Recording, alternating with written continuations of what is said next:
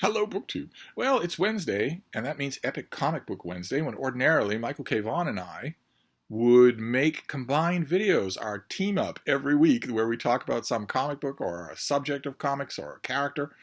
Uh, but that's not going to happen this week because there's something wrong with Michael K. Vaughan.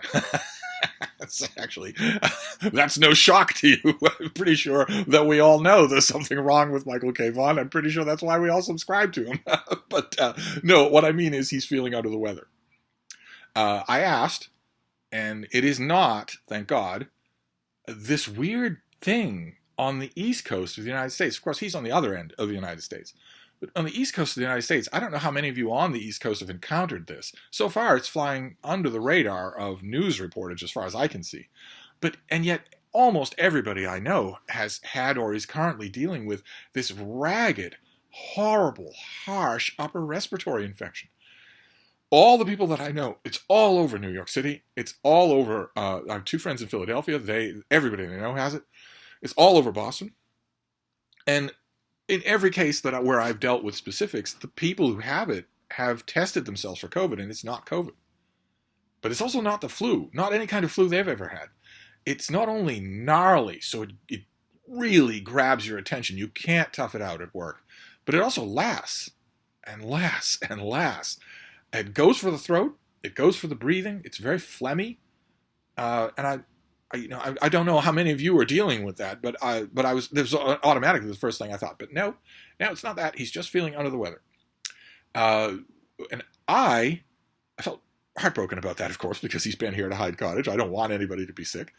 But I was also a little bit relieved because I hoard my way into Epic Comic Book Wednesday eons ago when we started.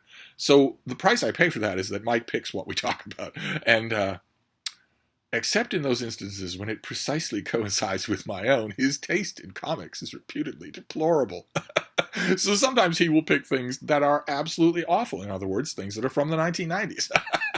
And I don't want to spill any beans here, but it's been a roller coaster ride behind the scenes of Epic Comic Book Wednesday, because he picked something that would have been awful for me. It would have been heaven for you, because it would definitely have been a zinger fest. But then he felt under the weather. So we had to postpone Epic Comic Book Wednesday. And the thing he wants to talk about next week is not that original choice. Instead, it's something that has Steve in ecstasy. Very well likely that it will be a 2-hour video next week. Very likely. But it could be something worse after that. You never know. You never know. But he let me know that he couldn't do Epic Comic Book Wednesday today. And I thought originally, well, all right, no Epic Comic Book Wednesday. Then I thought, Hannah at Hannah's Books lives for these videos. So you really should talk about comic books at least a little on Wednesday. So I did what I always do when Mike's not available. I let my fingers do the walking through my long boxes. You comic book fans will know what I mean. They are long, white cardboard boxes that are perfectly proportioned so that your comics will stand up in them and you can thumb your way through them. I went through my long boxes just to pull out a bunch of things at random to show you and chat about them a bit so that I keep in the comic book frame of mind. And the first one we have here is Godsize Thor #1 and only. This was just a one-off Thor thing. And you can tell immediately when I looked at this, I could tell what this was going to be about. There you have Balder the Brave, and this was during the brief, stupid period where Loki was a woman. Loki is now something that, yes, Thor is a science fiction comic book, but Loki is an added layer of science fiction because in the current Thor comic book, Loki is non-binary. And this cover, that guy right there, is Scourge the Executioner. And that is I believe, if you know your Thor, if you don't know Thor, you won't have any idea what you're looking at here. But if you know the comic book Thor, then you know that pose because that is from an absolutely iconic moment. And when I opened this, I bought it on the stand. I didn't read it on the stand. I can't stand the chuds who stand there and do that. So if I think I'm remotely interested, I buy it and then read it when I get home. Sometimes disappointed, sometimes not. But when I opened it, I saw that it is not what I was expecting. It's original artwork. This scene here, that visual image there, not these faces so much, but that, is a visual callback to a panel sequence in a run on the Mighty Thor from Marvel Comics done by the writer and artist Walt Simonson, widely regarded as one of the greatest runs on Thor that has ever existed. Many, many Thor fans that I know say just that it is the greatest run that Thor has ever had. Of course, I'm not going to say that, because I have a soft spot for the long run that was done by Jack Kirby and Stan Lee on Thor 30 years before Walt Simonson. I love those issues. But nevertheless, the Walt Simonson run is great, and this is not it. This is instead somebody else's artwork, redrawing the events of that famous issue. And I didn't know what to make of that. I thought, what is nothing sacred? Of course, the answer to that question now that SJWs run comic book companies is no, nothing is sacred. But I didn't think it at the time. This was like 10 years ago. And then we get more stuff. We get more Asgardian stories in here. And they're interesting in a way. They're all the cheap, empty calorie melodrama that so characterizes so much of comic books, Marvel and DC. I mean, you've got some interesting artwork, but the reason that there's a real good reason why I don't buy the Mighty Thor as it's coming out today. Thor is still published. He's gone back even to having the polka dot costume, but I don't buy it because it's not being made as a comic book. It's being made as political messaging. And this is a story that just keeps going here. It involves Thor, and it involves the Executioner. It involves also a character called the Enchantress, an Asgardian sorceress with amazing sorceress abilities. She's come up on Epic Comic Book Wednesday many, many times. And I was reading these issues there. It's good stuff. The Enchantress has an odd relationship with Thor. She has loved him for millennia. She's been in love with him for millennia. He doesn't think that her heart is pure, and his heart is elsewhere. He's got a couple of women going, so he has never returned the emotions. But he has always believed in her. He thinks that she's better than being a villainess. But the other element of their relationship, the thing that writers don't often even touch on, is that she's also a subject of his. Thor is not just an Asgardian warrior. He's the son of the king. So she gets to live in Asgard. She hasn't been banished. So I assume she's not disloyal. It's a weird thing. People just don't deal with it at all. I was flipping through this issue back when it first came out. I wonder if I could find out in the small print. Marvel might not even do small print anymore. No, they don't. Okay, so I don't know when this came out. Probably 10 years ago.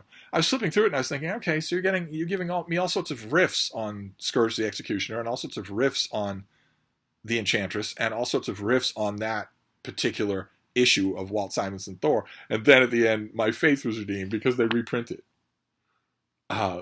They reprint this issue. This was, you can see, they show you the price? Yeah, 65 cents. This is Thor 362. This is in one of my lock boxes, this issue is.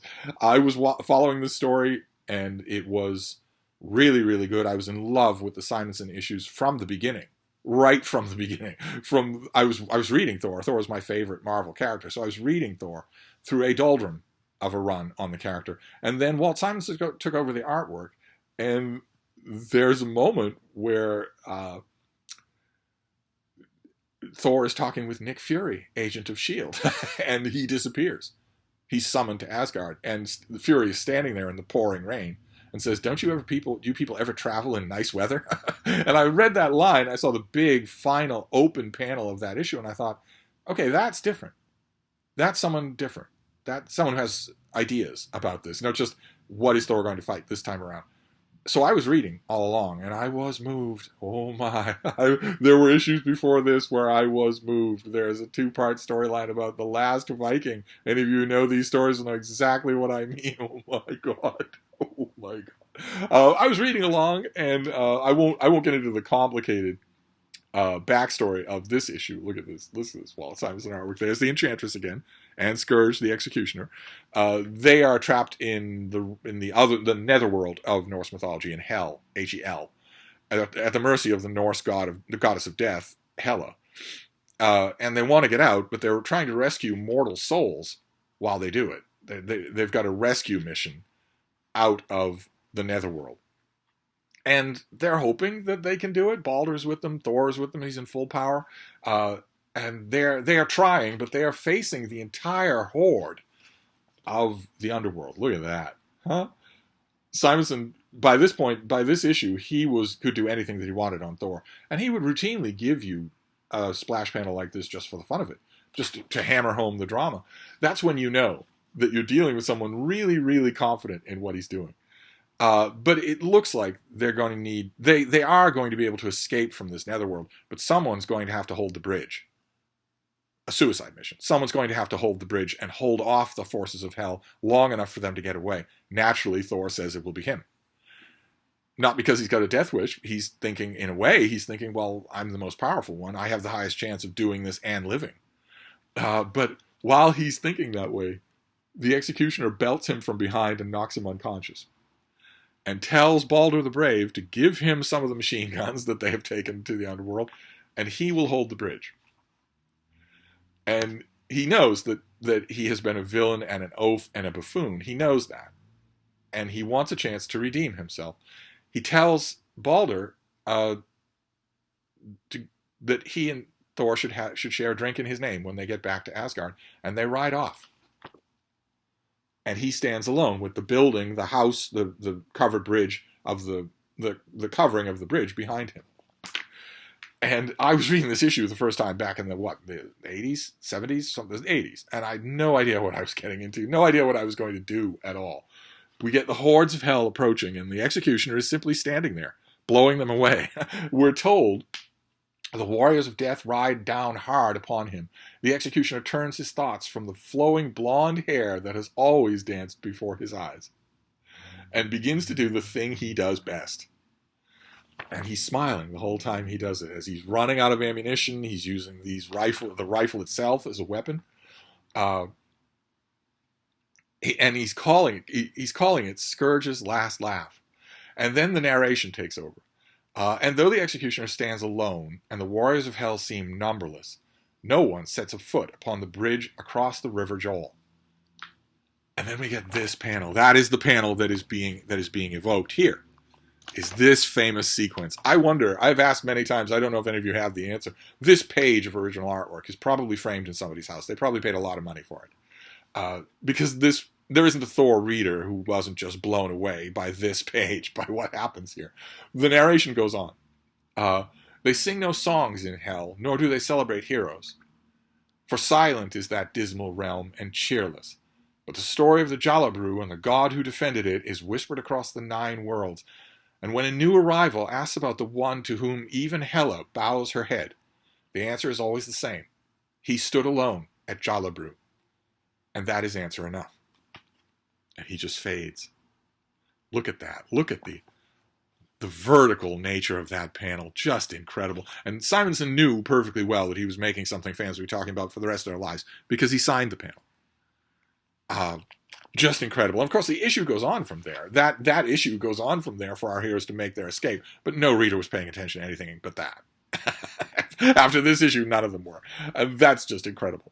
Just amazing. So that's the reason why I'm sure I'm holding on to this, because my original issue of that Simonson issue is probably frittering away. Boy, this is a danger, isn't it, of comic books in the long boxes, is that any one of them could take me 30 minutes to go through. Well, let's go through a few more. Like, for instance, I have mentioned many times my reverence for the official handbook of the Marvel Universe, the deluxe edition, where the Marvel editors went through all of their back catalog and gave you encyclopedic entries for every hero, every villain, every organization, every space creature, giving you all the details that could be known.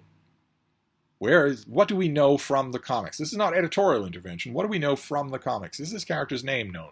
Do we know where they were born? Do we know how much money their parents had growing up? Do we know how much they can lift with their superpowers?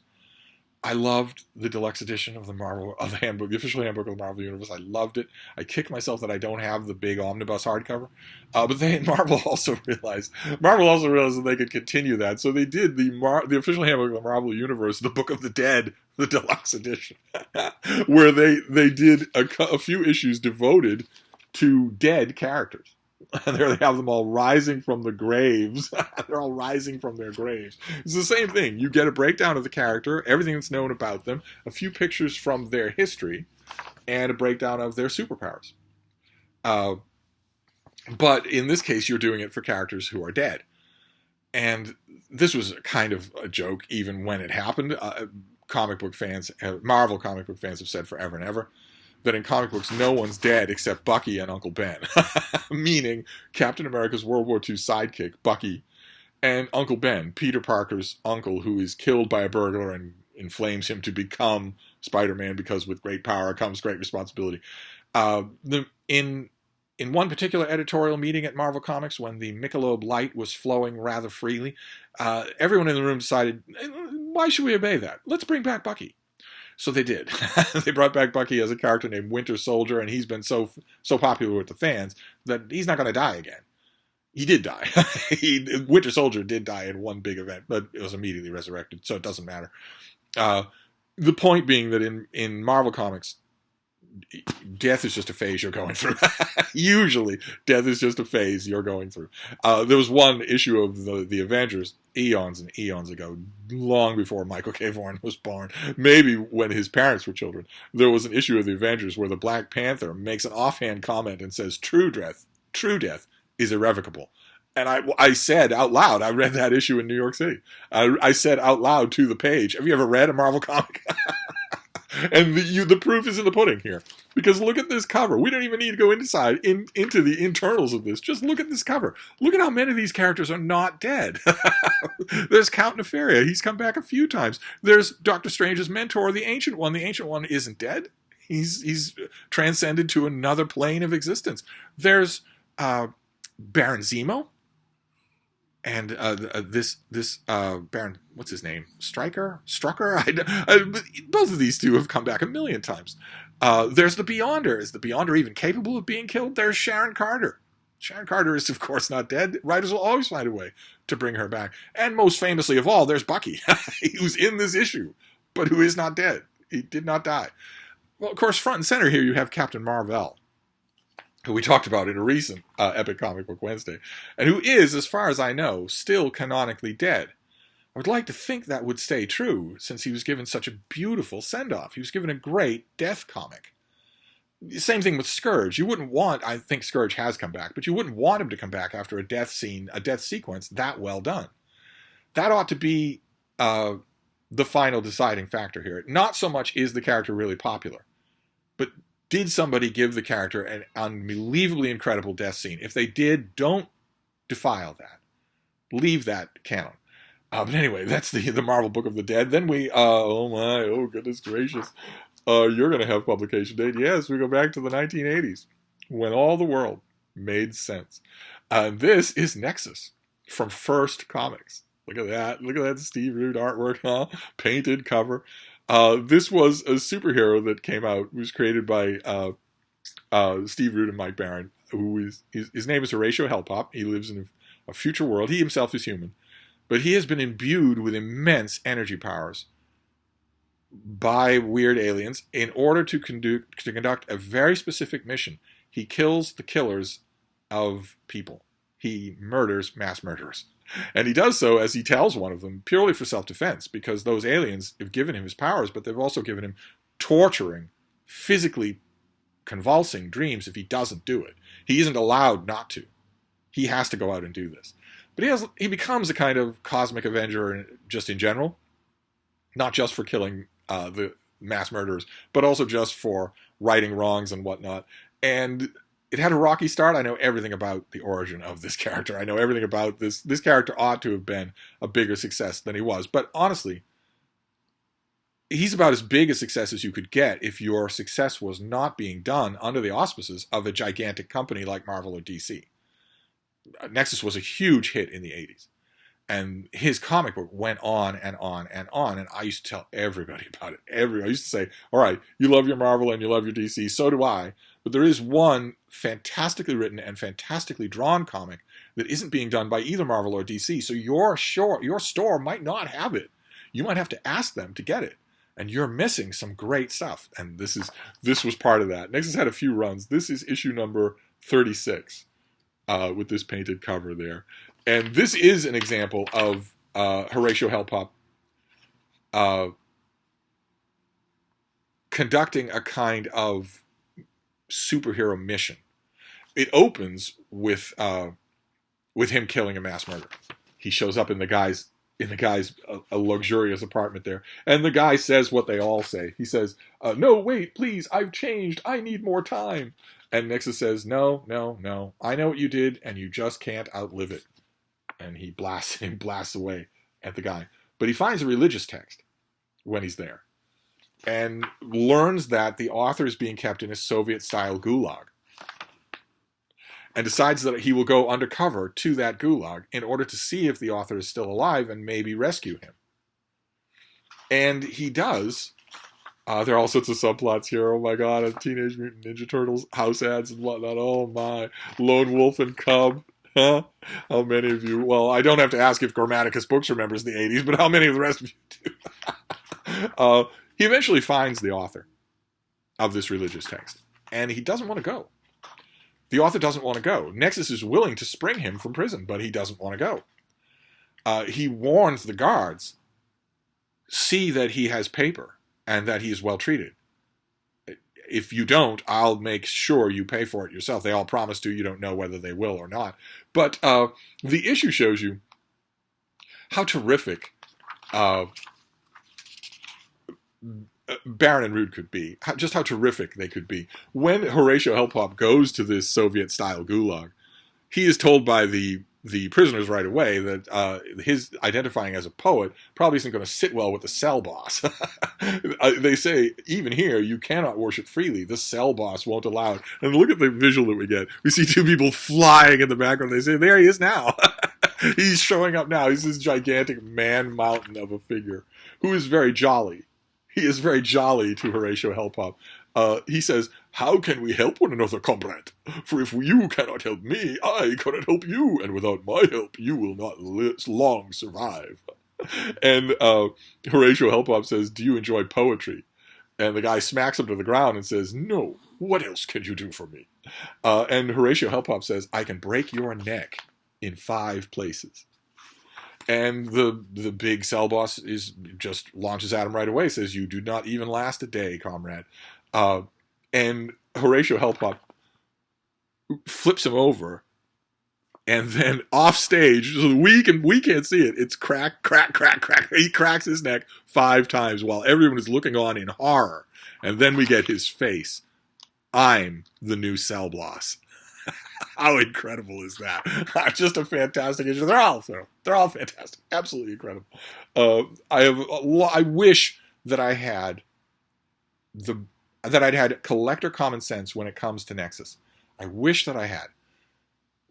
I have a ton of issues, probably 100 issues of Nexus in various incarnations and whatnot. But for a while, they came out as hardcovers. Very, very neat design, a circle in the middle with lines rating out on the dust jacket. And I saw those coming to my comic shop, and I didn't get them. They seemed a little pricey at the time. I thought, surely not. I have the issues. Why do I need these? I should have got those. I should have those on a shelf. All those hardcovers together. I never see them used. Of course, you don't ever see these things used. And God only knows what they are going for on eBay. That whole run of hardcovers, I don't even want to know. I don't even want to look. And as far as I know, there's never been a Marvel comic-style big $100 omnibus of even a long run of Nexus. I would love that. I would take it.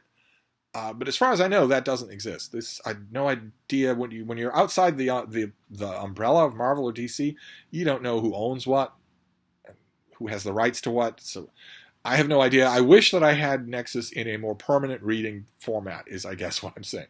We're gonna go long with this one. Well, we can wrap things up. We'll do a few more and then we'll wrap things up. Like for instance, we have this. Oh goodness! All right.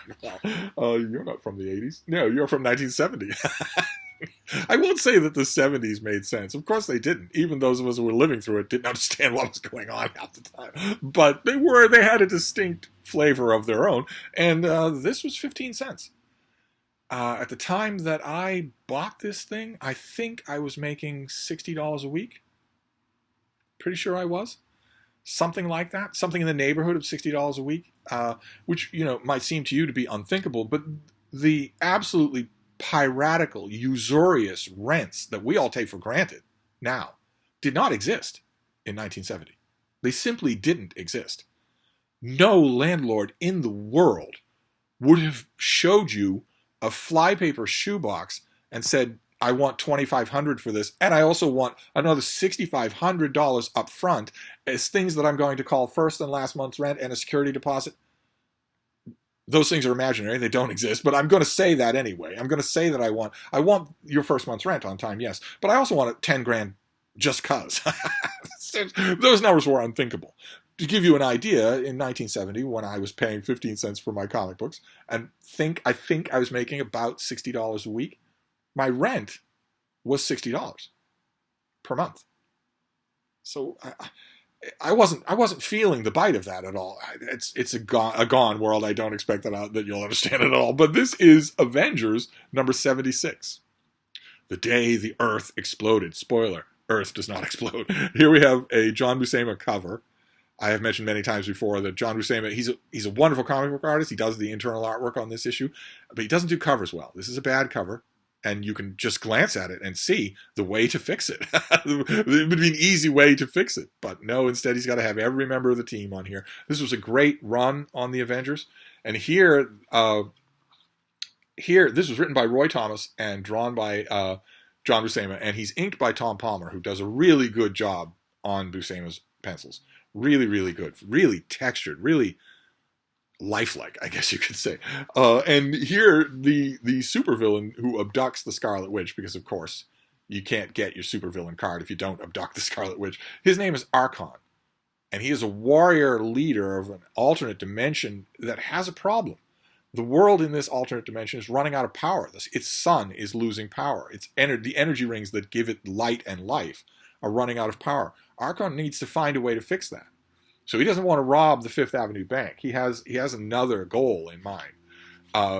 But he abducts an Avenger, and you can't do that. So he explains, look at this great fantasy artwork. Those of you who know your older comics will recognize this as what I like to think of as Buscema's Silver Surfer period. He was doing unbelievably great work on the Silver Surfer at around the same time. Just lovely, epic fantasy stuff. And this is a Roy Thomas comic book. None of the characters are flat. I believe that I've said before, occasionally some of you will email me squeaking in outrage when I say that I think that Roy Thomas is the greatest comic book writer who's ever written comics. Better than Stan Lee. Better than Mort Weisinger. Better than Julie Schwartz. Better than anyone. When you have a Roy Thomas production, he's going to give you time for emotions. And it turns out that although the Scarlet Witch is Archon's prisoner, she's also fascinated by him. And at one point, when he is grumpily grousing over her, she spots a flower sprouting out of the nook of a stone wall, and she recites a poem. It reminds me of something I read, which I read, a poem. How did it go again? Flower in the crannied wall, I pick you out of the crannies. I hold you here, root and all, in my hand, little flower. But if I could understand what you are, root and all in all, I should know what God and man is. That's lovely. And Buscema just gives us this lovely pause in the action to have those words recited. And Archon, of course, he's a himbo, he's a brute, and he says, I do not understand your words. How can a flower hold the secret of a cosmos? And she says, oh, Archon, Archon, you are so brave, even noble in your own way. Perhaps I could love you, could even be happy as queen of your world, if only you weren't so cold, as distant as the stars. And he says, then perhaps you could teach Archon to be that which he has never been. Perhaps. And she says, yes, perhaps. But then the Avengers show up and ruin everything. Because the Avengers they've found their errant member, and they attack Archon's military might. He's the ruler of an entire civilization. They have gigantic weapons and gigantic armory, and they in the pages that follow, really it's basically one page, we get underscored something that comes up every once in a while. Roy Thomas hits this note a few times in his run on the Avengers, which is that if the Avengers are unbeatable, in this kind of strength, they're unbeatable. They can defeat an entire world's army. Archon is stunned by it. He says, it's beyond belief. The cream, the very flower of my guardsmen, are scattered like chaff before the whirlwind power of the Avengers. Because here you have Clint Barton, who is Hawkeye, but he is here Goliath. And the bigger he grows, the more powerful he gets, and the more invulnerable he gets. So that's no small thing. You have Quicksilver. You have Iron Man. You have Thor, who alone could do all of this. They have a solution to the problem that is facing Archon's world. They have a solution to that problem. And that's what he wanted, so he vanishes. And Quicksilver says to his sister, the Scarlet Witch, "What do you hide beneath your cloak, my sister?" And she says, "It is nothing, Pietro. Nothing at all. It's that little flower. They're all walking away. How lovely. How absolutely lovely." Oh, a great run on the Avengers. Let's do just a couple more, and then we'll finish up here. We have this, for instance. Though this dovetails well with that Thor issue that we saw. This is another issue of the Mighty Thor. This is number 383. This was during the Ron Frenz period. He was doing the artwork. Tom DeFalco does the writing. But Ron Frenz at this period is doing he was a comic book artist who indulged in a comic book artist tradition. It's gone now, but once upon a time it existed, where you could imitate the artwork of a previous artist down to the panel, basically trace that artwork, and repurpose it to a new comic, and fans would not yell at you. They would like it, because you were doing it consciously. Ron Frenz would often do that. He had periods where he would do that for Jack Kirby, where he'd do it for Steve Ditko. But when he wasn't doing that, when he was doing his own artwork, it was tremendous. And it is. He does it in this issue. And this is a callback to Secret Wars, to a comic book called Secret Wars, in which an alien called the Beyonder snatches a handful of Earth's heroes and a handful of Earth's supervillains, puts them on an alien world, and tells them to fight it out to the end. Because the person who came up with the Secret Wars saw one particular issue of Star Trek and really liked it. The Enchantress and Thor are, of course, members of those respective groups. Thor is one of the heroes, and the Enchantress is in the crowd of villains that is abducted to this world. And this is a little story that is inside of that larger story, a story that we don't see in Secret Wars, a little addendum to it. In Secret Wars, at one moment, the Enchantress is belted by She-Hulk, and it's such a powerful blow that it threatens to kill her. She's certainly unconscious. She's going to need extensive medical attention. Thor just heals her because he wants to talk to her. As he said, she says, "Thor, why have you come hither? Did your mortal friends forsake you?" And Thor says, "Nay, but they are mortal, which there are things of which only gods may speak, and which only gods can understand. You and I are the only two immortals of the Asgard on this world. We must talk." That is fairly good. That is fairly in character. And here you get this tremendous Ron Frenz artwork. Oh my. The whole run that he did on Thor when he was doing his own style of visuals is so good. Just so good. Thor and the Enchantress fight, but they also have a tender moment where she starts to wonder if maybe she doesn't need to enchant him at all. Maybe what she needs is a change of her own heart. We see her actually be tempted along those lines. To the point where she's almost ready to tell him that she will try to be better. She will try to be good instead of evil. And they're right at the moment where they're talking about those things when the entire ground shakes beneath them. Now, readers of Secret Wars know what that is. The bad guys raise up an entire mountain chain, fly it through the air, and drop it on our heroes. Expecting that that will squash them flat, that not all the power in the world can save them from that. Thor and the Enchantress feel that seismic disturbance, even on the other side of the planet, and they immediately go back to where they came from, and Thor finds that all of his friends are gone, and Doctor Doom tells him, "They're all dead. We dropped a mountain on them.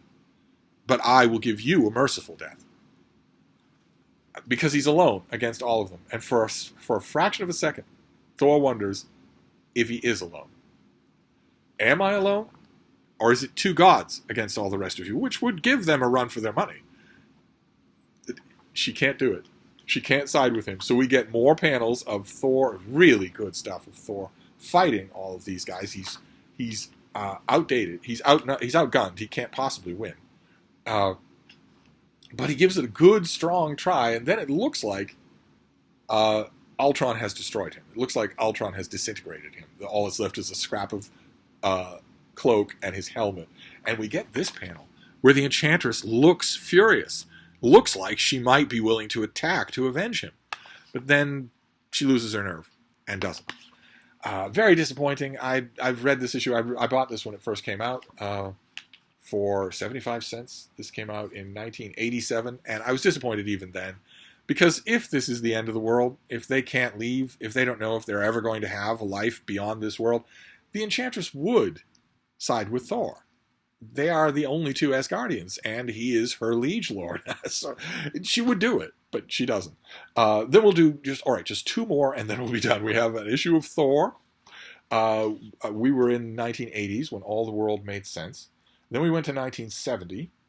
Okay, we're going back even further. Now we're going back to the 1960s, when the world didn't make sense at all, but not in the surrealistic, hallucinogenic way of the 70s. Instead, it was an ugly decade. It didn't make sense. You looked at the headlines, you listened to the radio, and you'd have to Google what radio is. Sort of like the internet, kind of in a way.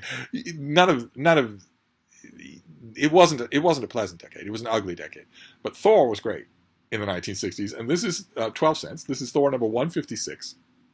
There he is with all of his friends gathered around the Odin sword. If you pull the Odin sword out of its scabbard, the whole universe is destroyed.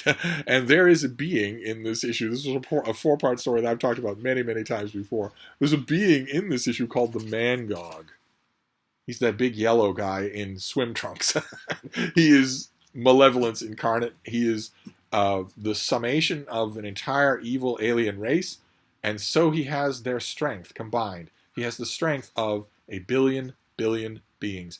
He never stops repeating that. Never.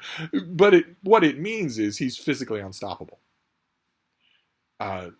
Just period. There is no way, there is no gimmick. It's not like, if I try really hard, he's physically unstoppable. And in this storyline, he decides that he wants to pull the Odin sword from its scabbard and end all life on Earth. Now, at this moment, Odin is in the Odin sleep. So he is not available to just wave his hands and make the problem go away. And since Thor is on the battlefield, the ruler of Asgard is Loki. Look at that artwork. That is Jack Kirby. Here he's being inked by Vinnie Coletta. Look at how wonderful that is. That is just incredible.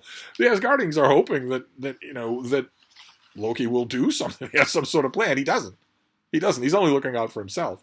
But it doesn't matter because Thor and the Warriors 3 are out in the middle of nowhere fighting the Mangog. They don't have a chance. And it tempts them to despair. Which, look at this artwork. Look at how incredible that is. Look at what Kirby is doing here, just with motion lines. You're not even getting the outlines of the character. That is just motion lines. That's amazing. Just amazing. Look at the looming nature of this panel here. That is just great. And Thor blasts him, and then uses the power of his hammer to engulf the Mangog in a giant sea of magma. And he runs off. Thinking that surely that will do it. Surely that will do it. And for a minute, they are looking at this sea of magma, and they think it has, but then, look at that. Look at how Kirby makes the decision to give you the Mangog rising out of this lava unhurt, more angry than ever. Notice how far away you are from Mangog in that panel. Wonderful. Wonderful. He has chosen to convey the inevitability of this creature by having you see him where our characters are seeing him. They see him from a distance, and we see him that way too. And the Fandral and Hogan and Volstagg are where that it's absolutely unbeatable. The Mangog grabs a ball of lava and throws it straight at them. Look at that panel. Just amazing. And they lose heart. Hogan says, if such be the foe we face, then Ragnarok is upon us. Fandral says, by my troth, in all the universe no power can equal his. And Thor has to buck them up. He says, comrades, take heart. Thor says thee nay. Look at that. Big block letters in multiple colors, in blue and green. Oh, are we not warriors born? Are we not Asgardians all? Are we not akin to gods? Not for such as we, the pale cast of surrender. Whilst we live, we fight, and as we dare, so shall we win. Look at the parallel, right? You saw Mangog from the distance. Now you see Thor from the distance. Both meant to instill awe. And how's that for writing, huh? I mean, it's kind of weird that Jack Kirby, of course, drew every Marvel comic and also every DC comic at the time. Also wrote them all. Every DC comic, every Marvel comic. He also wrote all the jokes that you got in your Bazooka bubblegum. And I think he had a hand in writing the federal guidelines for tooth infection. So it's kind of amazing that while he was writing this, he was so wonderfully channeling not only Sir Walter Scott and Ivanhoe, but also Bob, Son of Battle, and Prince Valiant. All these things that the Kirby family doesn't remember him ever reading or ever owning a book. But it couldn't have been Stan Lee, right? As long as we're having our Oedipal fantasies about hating the guy who made Marvel Comics, it can't be that he ever came up with any of the ideas or wrote any of it. No, it has to be Kirby. Weird that he could write like that. Weird how that kind of writing is entirely missing when he was given solo credit on a book elsewhere at DC or Marvel. Almost like it was two different people writing the scripts here. But this storyline of the Mangog, when Mangog he's originally imprisoned by Odin, and when he is freed by Ulik the Troll, for about 2 panels, his goal is what you would think it would be, to take revenge on Odin. It's only gradually that transforms into him wanting to kill everybody, everything that lives, including himself. If he pulls the Odin sword, he'll die too. I never really understood that rationale, but it didn't matter because these issues are so great. Oh, and then absolutely positively, we'll finish up with this one. We can't keep going on here. This is just so much fun, though. I could do this all day. Some of you, this might give you a pang. This is also from the 1980s, so Grammaticus Books will love it anyway. Amazing Heroes. This was not a superhero comic. This was an industry comic. This was commenting on comic books. That is a cover by Bill Sienkiewicz for Superman turning 50. There is Superman being faster than a speeding bullet in the weird, disturbing way that Sienkiewicz can do it. And that's what this was. This comic was commentary on the industry. You got, at the front of every issue, you got rundowns of what was coming out and when and how much it was going to cost. In the back of every issue, you got reviews. And then you got purposed articles throughout. This issue is entirely devoted to Superman. So you get all sorts of original artwork, people just doing pinups of Superman, that, as far as I know, are not reprinted anywhere. I'm pretty sure that this issue is just on its own. But you also get, of course, Andy Mangels writing about the industry, writing about what it was like for Superman to be on the small screen and the large screen. A whole issue devoted to Superman. Steve was pleased, to put it mildly. And then... well, no, that's it. This has gone on long enough. That's plenty. I could do this forever. We'll have another. I'm sure that illness will strike Michael K. Vaughan at some point. Or maybe he and I could do one of these together some week where we just set aside to do random issues and talk about them. But anyway, that is your Epic Comic Book Wednesday ersatz for today. I just didn't want to disappoint Hannah. That's all, by not talking about comic books at all. So there you go, a bunch of random comic books. We'll be back to business as usual next week. So the 4 of you that watch these videos you can rest your heart because we'll be back doing this next week. So I will wrap this up for now, and I will see you then. Sorry for going on at such length. Thank you, BookTube.